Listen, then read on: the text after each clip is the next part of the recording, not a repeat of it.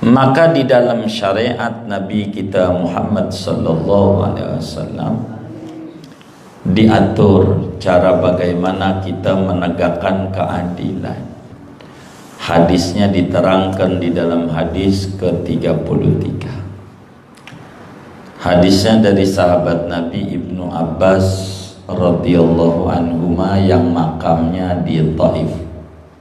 Moga Allah kasih rezeki luas sama kita bisa berziarah ke makam sahabat Nabi, misanan Nabi juga, Abdullah bin Abbas. Kata Ibnu Abbas, Rasulullah sallallahu alaihi wasallam pernah bersabda dalam berbicara prinsip-prinsip keadilan dalam Islam. Kata Nabi, lau yu'tan nasu bida'wahu, andai tiap-tiap orang yang mengaku di depan hakim itu dibenarkan pengakuannya, ini pasti hancur dunia. Kalau orang ngaku itu jam punya saya, itu buku punya saya, itu tanah punya saya, kalau timbang ngaku doang kudu dibenerin, ini dunia pasti tiap orang ngaku harta orang lain, asal ngaku dibenerin. Tapi Islam tidak boleh, persaksian tidak boleh, saksi palsu, berdosa besar. Siapa orang ngaku harta orang lain, dia bakal dipikulin tanah itu, walaupun sejengkal, dipikulin di pundaknya. Ini kita nyolong tanah sejengkal, pagar kita di sini kita dorong lagi biar ada geser ke depan dikit mau doang, sejengkal. Itu sejengkal tuh dikit apa banyak? Dikit. Tapi bukan begitu cara ngitungnya. Sejengkal ini ke bumi ketujuh ada berapa kilo kira-kira tanahnya? Maka seluruh tanah itu sampai bumi yang ketujuh bakal ditaruh di pundaknya dia di neraka. Begitu. Sejengkal. Sejengkal ini berapa meter narik sejengkalnya? Begitu. Apalagi kalaulah kita ganti sertifikat, begitu punya orang kita akui, nyolong sejengkal doang itu ampe bumi yang ketujuh.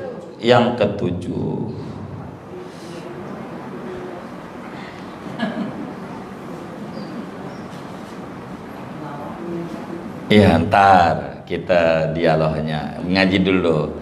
Iya, ntar ngomongin orangnya. Jadi kita ngomongin ngaji dulu.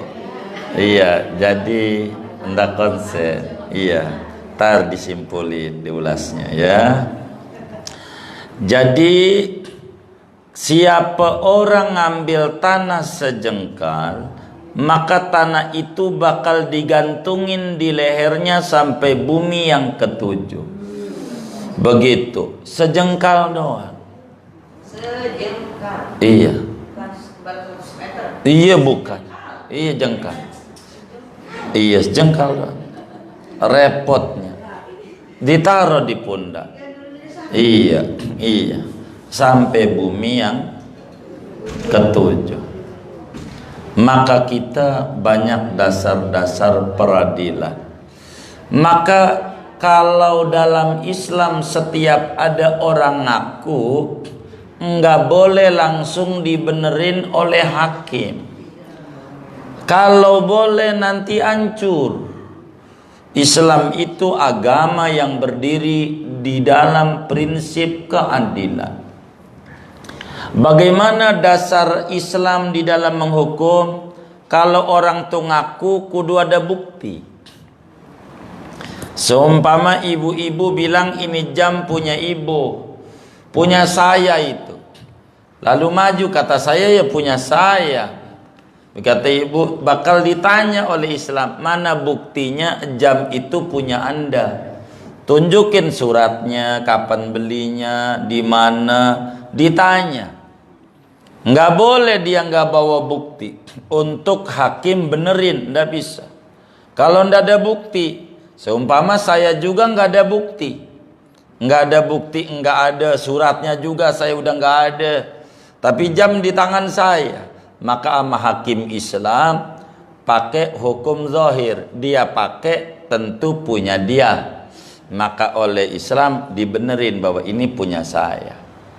Tapi kalau ibu kemudian punya bukti, inilah suratnya, saya ngotot enggak ini punya saya, maka bukti ditelaah, nanti saya bakal berani enggak sumpah sama Islam bahwa ini jam ini punya saya. Kalau demi Allah ini jam punya saya, nah kita bakal menang. Begitu, bakal menang. Itu di dalam Islam itu diadu. Jadi yang namanya hakim tidak boleh langsung sembarangan. Ada bukti-bukti, harus lengkap. Saksinya siapa? Ininya bagaimana? Kayak hukum rajam. Ada orang, mohon maaf, selingkuh begitu. Dia berduaan dengan perempuan. Enggak boleh kita langsung ini dirajam. Tar dulu.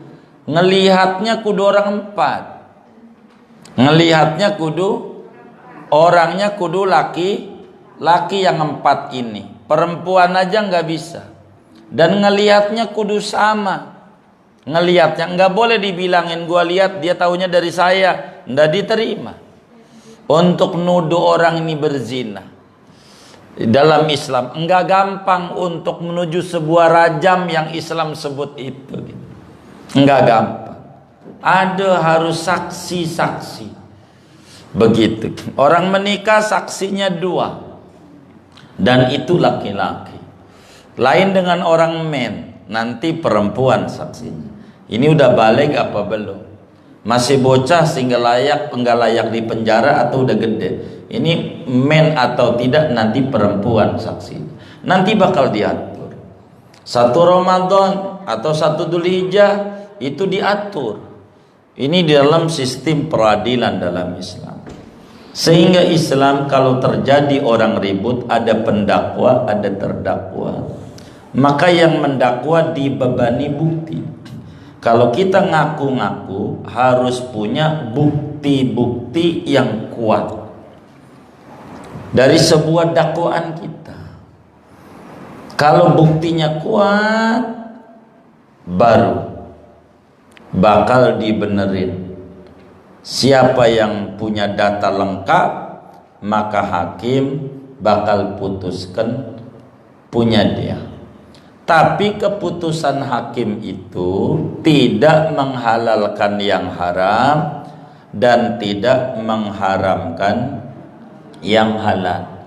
Saya nyolong, tapi kita pinter punya bukti-bukti sehingga kita di mata pengadilan menang. Karena kita udah punya sertifikat, punya ini, punya itu, datanya lengkap. Sementara yang punya tanah nggak punya apa-apa. Mungkin karena dicolong sama saya begitu biar gampang. Jadi akhirnya saya di mata pengadilan menang karena buktinya banyak. Itu walaupun saya ini menang di pengadilan, nggak boleh nyengir.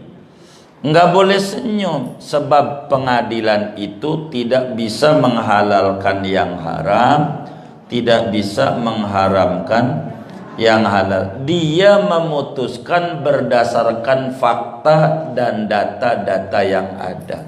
Sehingga kalau saya itu benar nyolong, maka nanti tetap di akhirat saya bakal masuk neraka.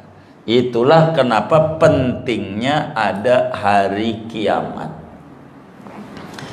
Kenapa kudu kita iman sama hari kiamat? Banyak orang di dunia ini tidak dapat keadilan.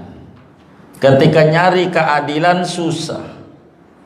Begitu, susah nyari keadilan. Maka mau tidak mau kudu ada pengadilan yang benar-benar adil. Dan itulah tempatnya nanti di akhirat. Maka keimanan pada hari akhirat sebuah keniscayaan, sebab di sana bakal ditegakkan benar-benar keadilan secara adil-adilnya. Kalau di dunia nggak bisa untuk menegakkan keadilan itu, sebab hakim membaca data-data yang ada, nggak bisa. Oleh karena itu, di dalam prinsip peradilan Islam diatur, hakim pun disampaikan oleh agama, hakim ada 3, 2/3 hakim masuk neraka.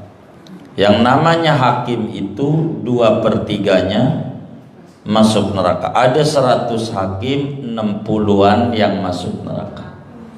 Itu udah pasti. 1/3 doang yang masuk surga. Begitu. Siapa itu? Hakim yang memutuskan dengan adil berdasarkan ilmu-ilmu dan data-data dan fakta yang ada. Itu yang bakal masuk surga, hakim. Maka di dalam Islam bukti kudu pada pendakwa, sumpah pada terdakwa. Terdakwa itu adalah sumpah. Kenapa kalau dikasih begitu? Sebab kalaulah sumpah, kalaulah setiap orang ngaku langsung dibenerin oleh hakim, maka hancur. Tiap orang bakal punya ngaku punya orang lain. Tiap orang bakal menuduh orang lain dirinya yang maka harus dua-duanya. Yang ngedakwa kudu ada bukti, yang didakwa kalau dia bertahan dengan yang dia akui harus mengadakan sumpah, harus bilang demi Allah, begitu. Itu begitu. Kayak orang ribut pemilu dalam Islam, yang nuduh curang bawa bukti-bukti kecurangan. Kalau yang ngakunya enggak curang, KPU sumpah demi Allah saya tidak berbuat, harus begitu. Ntar bakal ketahuan, ntar juga ada yang mati, begitu. Itu nantinya serahin nama Allah. Itu Islam itu kayak begitu, cara menetapkan keadilan hakim tuh, karena enggak panjang kayak kita, jadi repot, harus benar. Dan di dalam memutuskan keadilan tidak boleh dia sembarangan. Sampai ada orang warok di dalam hakim Islam tuh cakep. Ada orang beli tanah 1000 meter. Setelah beli tanah dengan harga 1000 dinar, lalu kemudian di tanah itu waktu dia gali sumur ada emasnya, emasnya banyak di bawahnya. Kata yang beli, ini emas bukan punya saya, sebab saya membelinya tanah. Ini emas punya ente, ama yang punya tanah dulunya. Kata yang punya tanah, ini bukan punya saya, sebab kalau udah saya jual tanah itu berarti sama sisinya, berarti ini emas punya ente yang beli. Kata yang beli, enggak, saya ini belinya tanah, jadi ini bukan punya saya nggak mau makan begini, uang bukan punya saya. Kata yang jual tanah, lah saya udah jual tanah, berarti emisinya ini, berarti kalau saya ambil saya dosa. Ini mau orang benar dua-duanya begini. Enggak ada tuh, oh enggak ada. Ini ribut saking apiknya. Di bagaimana ini? Majulah kepada pengadilan Islam. Pada kagak mengakuin ini emas sekarung ini, yang beli tanah enggak mau, karena dia ngomongnya beli tanah doang, janjinya dari awalnya enggak beli isi yang di dalam tanah. Begitu. Kata yang jual tanah, ya saya udah jual tanah, tentu isi isinya, jadi ini bukan punya saya. Dia bingung, ini bagaimana ini, ngadu di pengadilan Islam. Kata hakimnya juga orang pinter, orang adil. Iya. Di dua orang ini masya Allah luar biasa. Kalau hakimnya kita, ya udah buat gua aja daripada lo ribut. Kalau hakimnya kita, karena hakimnya juga orang benar, dia tanya, Bapak saya mau tanya, ente penjual punya anak nggak? Yang punya tanah nih, punya apa? Laki-laki. Ente pembeli punya anak, punya apa? Perempuan. Udah kawinin aja. Ini emas ini buat anak ente, buat mas kawinnya aja, buat anak ente. Gitu. Akhirnya dia redha. Ya udah kawin. Jadi baru nikah udah punya emas sekarung. Oh gitu. Begitu. Saking nggak mau mulu. Ini mau dikasih orang nggak bisa. Ya udah kasih anaknya dia aja. Dia dapetin mantunya, dia dapetin ya mantunya. Udah. Itu Islam di dalam cara memutuskan keadilan. Jadi enggak boleh kita berbuat zalim, enggak boleh mengambil harta orang lain, enggak boleh membunuh orang lain, enggak boleh. Maka kalau ada orang dituduh membunuh, kudu ada bukti penuduhannya. Kalau dituduh orang mengambil harta, maka kudu ada bukti penuduhannya. Apa buktinya? Bahwa dia nuduh. Itu Islam itu selalu menjaga hak-hak orang, apa jiwa ataupun harta benda. Maka sehingga di dalam Islam dijelaskan tentang bagaimana prinsip-prinsip peradilan di dalam Islam. Tidak boleh karena kedekatan lalu kita benerin, tidak boleh karena dia anak lalu dibenerin, tidak boleh karena dia saudara lalu kita benerin. Islam kalau salah tetap salah siapapun dia, kalau benar tetap benar walaupun orang lain. Oleh karena itu bukti di dalam Islam suruh disiapkan oleh siapapun yang mengaku hartanya yang ada di tangan orang, kudu ada buktinya. Kalau dia nggak ada buktinya, maka akan menjadi sekata-katanya. Ini maknanya kita nggak boleh ada orang menuduh orang lain, harus dua-duanya. Harus dua-duanya. Kalau ada orang ngadu sama kita, cerita sama kita si Anus salah, begitu, maka kita tidak boleh oh begitu, tidak boleh. Dalam Islam salah, kita dosa. Kita simpen baru separuh data ini, baru kita keluarkan kalau dua data. Bagaimana si Anu yang dituduhkan bercerita, dari dua itu ditimbang, baru ditimbang kita bakal tahu yang benar si ini, yang salah si ini. Kalau sepotong doang, pasti kita bakal rusak pola pikir kita. Harus menilai sesuatu utuh. Ini namanya prinsip pengadilan. Begitu kita, kalaulah kita ada orang tengkar, maka orang ribut, maka kita harus dua data yang kita harus pegang. Kalau udah dua data, bakal ketahuan yang benar mana, yang salah yang mana. Tapi kalau baru satu data doang, ini bakal menjadi bahaya. Kita bakal mencela orang yang kita bakal malu sendiri ketika terbukti celaan kita salah karena datanya belum lengkap, dan itu bakal kerugian dalam hidup.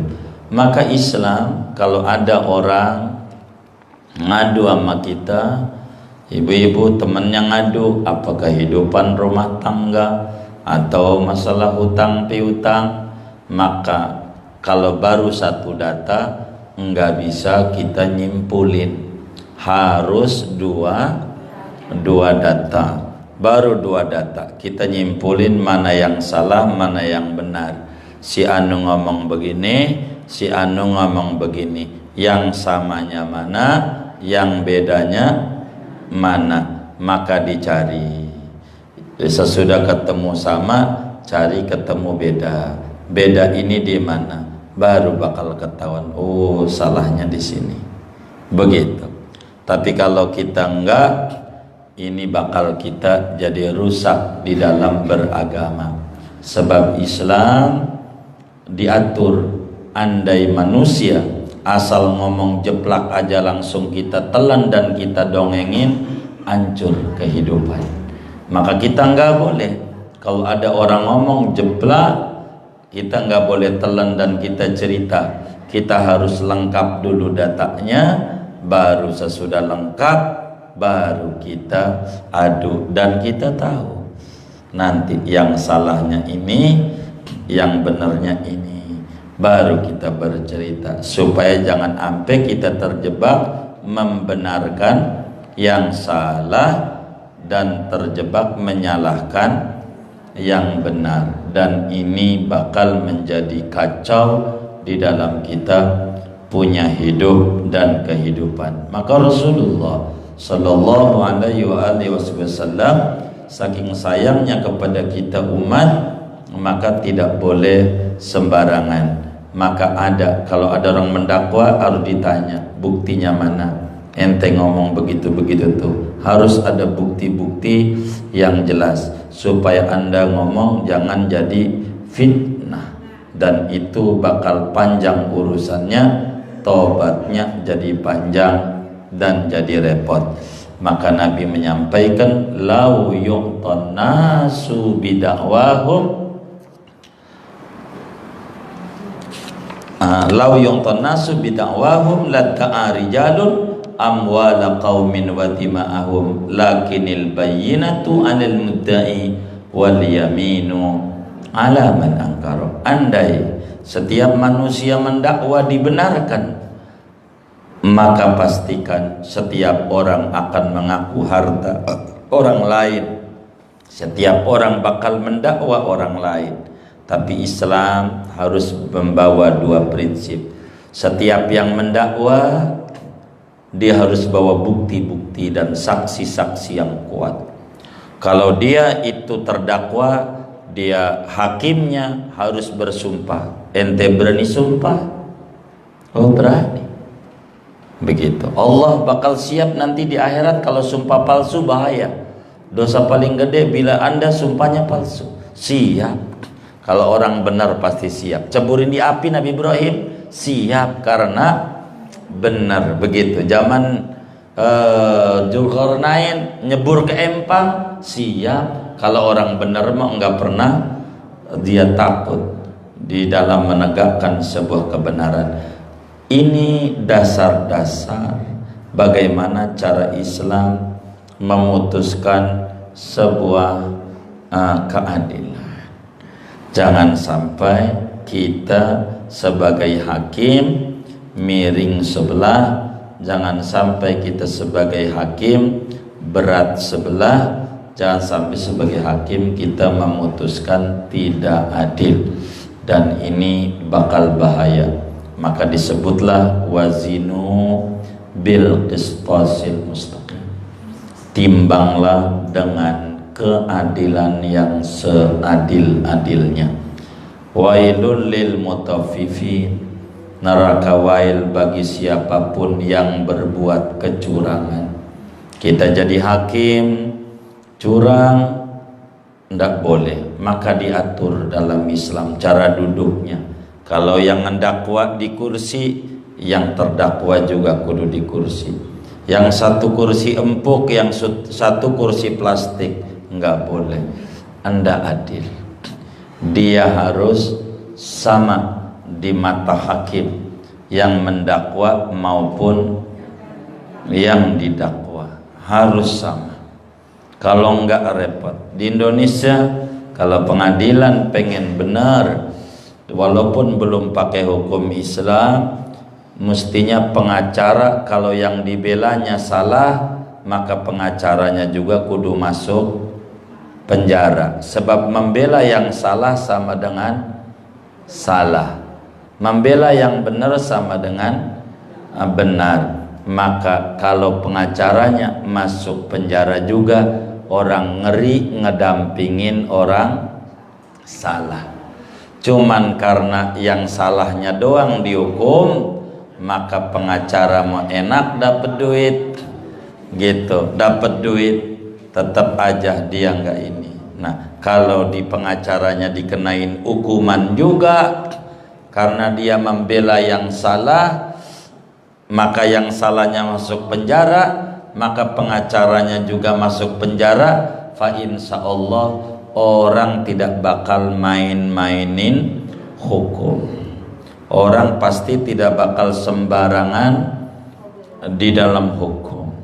Dia pasti ngeri kalau mau bela orang salah apa benar, begitu. Tapi karena pengacara mau lolos, begitu, mau bagaimana ke, maka yang jadi pengacara menjadi enak, begitu. Siapapun bisa dibela, dicari-carikan delik hukumnya supaya lolos, begitu. Ini menjadi repot. Lolos di pengadilan negeri, naik banding di pengadilan tinggi.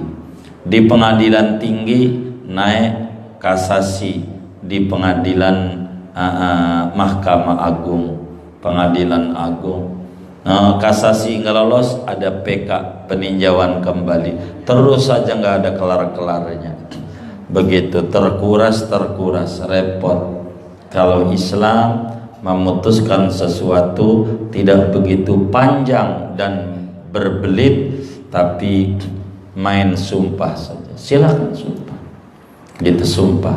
Kalau di cara kampung di Banten itu ada orang ngaku tanahnya. Ini tanah punya gue, warisan bapak gue. Ya boleh. Berani sumpah, berani, nggak apa-apa. Sumpah beneran. Jadi sumpah, caranya bagaimana? Orang itu umpamanya ini tanah, dia ngaku. Begitu, dia tanahnya ini, maka dia dibawa, orangnya itu siapin kain kafan. Iya, kalau mau sumpah.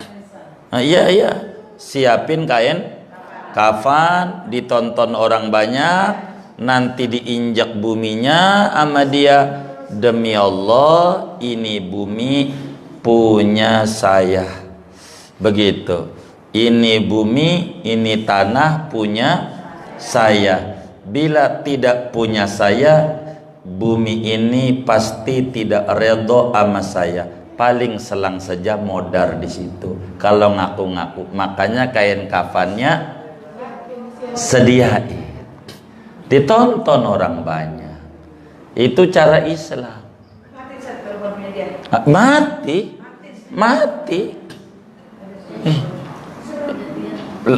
Enggak mau pusing-pusing Islam. Mati. Orang tuh injak tanahnya, siapin, ditonton orang. Kiai banyak, dia ngomong. Quran ada, siapin muanya. Begitu. Kain kafan siapin. Buat ente mati, ini kain kafannya nanti. Begitu. Li neraka. Begitu. Itu begitu. Jadi enggak mau pusing Islam. Enggak mau. Begitu. Islam tuh begitu. Kalau ngaku-ngaku udah cakap-cakap, buminya nggak bakalan reto, mati. Kalau ada sumpah, itu sumpahnya di tanahnya, langsung azab Allah. Enggak pakai lama. Kan kain kafan disiapin antara dua orang nih, termati. Yang selamat yang punya. Lah iya, yang selamat yang punya. Iya begitu. Iya begitu. Kalau di film begitu. Kalau beneran nih langsung joprak dia orang. Kan buminya nggak reda diinjak dia. Di mata dia api buminya nantinya sesudah sumpah itu kan otomatis dia injak api, lah mati dia. Itu dalam Islam. Jadi sehingga enggak ini.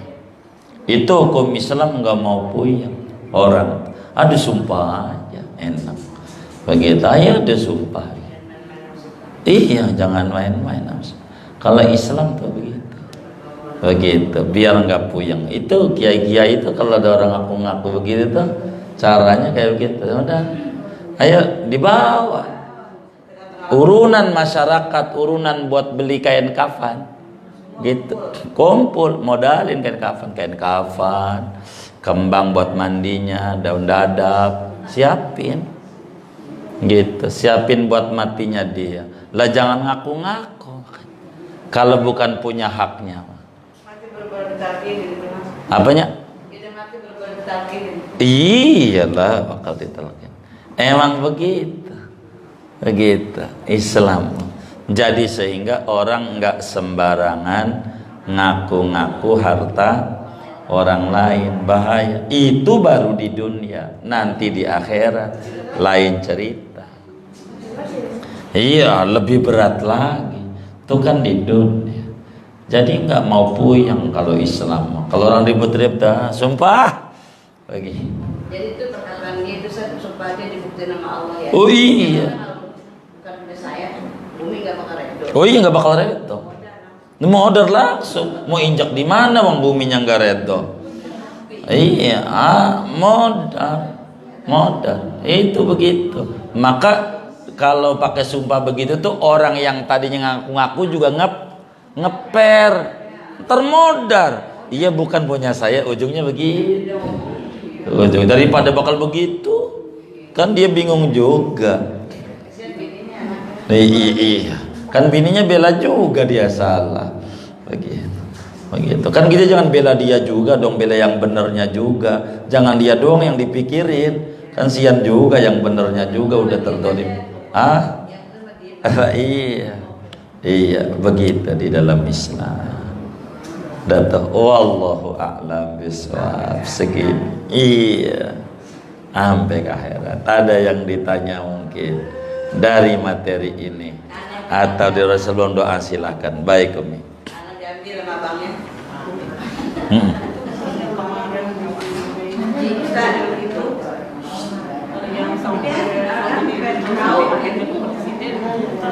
Kenapa?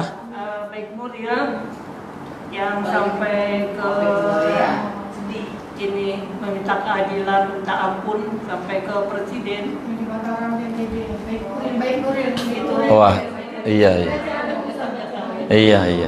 Saya nggak begitu paham. Secara jujur saya ini bertahun-tahun nggak nonton TV. Jadi saya ketinggalan informasinya. Nggak apa-apa Umi, nggak apa-apa. Artinya untuk membantu menjawabnya gimana kasusnya, maksudnya begitu. Jadi dia itu dilecehkan sama atasannya Ustaz. Itu supaya dia punya ada bukti susah dia rekam. Terus itu direkam omongannya. Terus dia cerita ke temennya, dan temennya itu terus langsung share di kemana-mana. Dikira sama temennya itu dia sampai di sidang sebaiknya itu juga dituntut. Di sidang di provinsi dia dinyatakan menang, tapi setelah itu dia terima ya banding. Terus di tingkat tinggi lagi dinyatakan polisi salah. Akhirnya dia minta itu Iya. Udah. Iya karena Indonesia memang berbelit. Tapi kan doa Rasul ini kabul ya saudara. Doa Rasul ini kan kabul ya. Iya.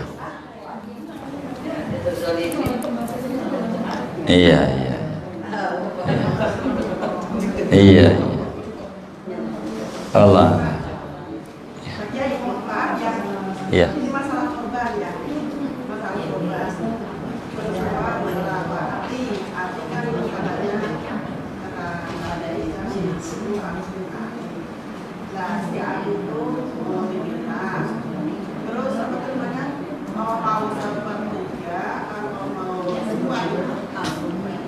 Apanya tuh? Mintanya. Ya kita ngorban gitu biar gampang. Terus tadi setelah terus katanya hati itu ada yang sepertiga apa semuanya gitu. Dasar dengan kita nggak tahu, terus manusianya kan nggak tahu, dikasih semua gitu. Ada yang ngomong ya harus dibagi tiga ya, tiga buat korban, yang tiga lagi buat orang lain. Gimana solusinya? nggak jadi kalau ngorban sunat, upayakan oleh kita yang ngorban ngambilnya hati gitu. Kita yang ngorban ngambilnya hati. Kita dikasih oleh agama paling enggak sepertiga. Kalau sepertiga kebanyakan. Kalau sapi, kita ngorban sapi, sepertiganya kan banyak. Maka kita disuruh ngambilnya hati. Maka kalau kita lah ngorban, minta aja hati, semuanya buat semuanya buat kita. Kalau kemudian panitia kurbannya nambahin sama paha kanan, terima aja. Ditambahin lagi paha kiri, terima aja.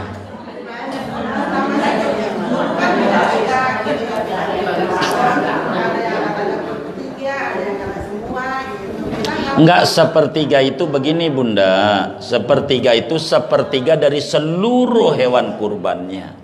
Sepertiga tuh, nih ibu ngorban sapi, sapinya ada 1 ton, buat ibu 3 kintal. Umpama, sama aja.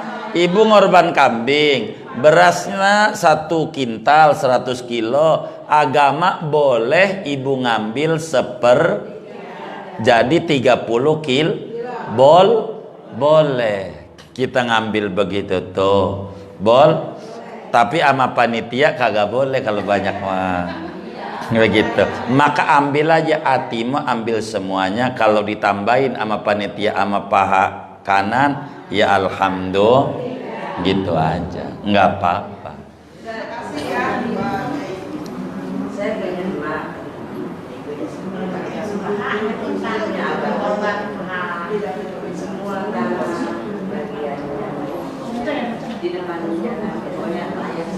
Kalau begitu dia senang, tapi kalau diingat pasti selalu saja kata begitu. Manggaredo, karena dijualnya itu tanpa hukumnya gimana? Yang hukum yang mananya nih? Enggak, itu maksudnya Pak, mereka ada yang jual alamnya apa? Iya salah dia. Apanya? Mau ngerti mau kagak itu nggak ngerti tandanya. Kalau dia ngerti nggak bakalan. Artinya begini, saya paham Bunda, saya paham. Maksud saya, kalau dia orang ngerti nggak bakal ngelakukan. Cuman menurut kita, dia kok ustad, dia kok kiai, ya mungkin kiainya pada bagian apa yang itu dia kagak tahu. Kan dia nggak ngerti yang bab itu. Maka ya harus dibilangin, lihat saja hasilnya. Kalau orang nggak bener mah ntar juga acak-acakan ujungnya. Begitu tanpa kita sumpahin juga, iya pasti begitu. Iya pasti. Nggak bakalan, Tuhan mah pasti tidak bakalan tidur. Orang yang agak benar, lihat saja hasilnya tanpa kita perlu nyumpahin, tanpa perlu kita doain. Orang yang agak benar mah jangankan di akhirat, di dunianya aja udah belangsa, sengsara dan susah. Kalau kita nggak benar maka kita sebagai muslim harus berupaya, kita harus benar pada pijakan agama yang benar. Begitu. Jangan, masih mendingan kita sengsara di dunia yang sebentar ini daripada kita ngalamin sengsara di akhirat yang selama-lamanya. Mengalah saja lebih baik. Begitu Allah.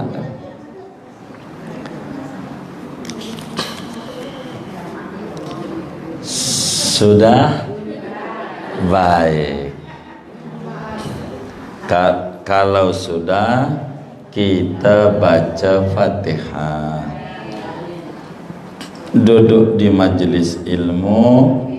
Allah ampuni dosa dan kesalahan kita. Allah mudahkan urusan-urusan kita. Allah kabul hajat-hajat kita. Allah berikan kita ilmu yang manfaat, dan Allah tutup akhir hayat kita dengan husnul khatimah. Amin. Al-Fatihah.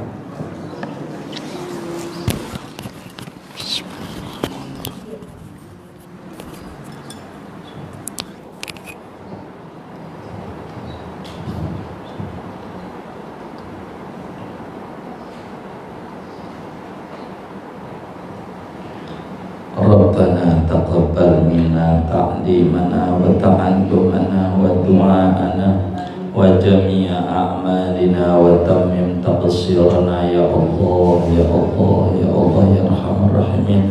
Sallallahu alaihi wasallam ala khair khalqi sayyidina Muhammad wa ala alihi wa sahbihi ajma'in walhamdulillahi rabbil alamin.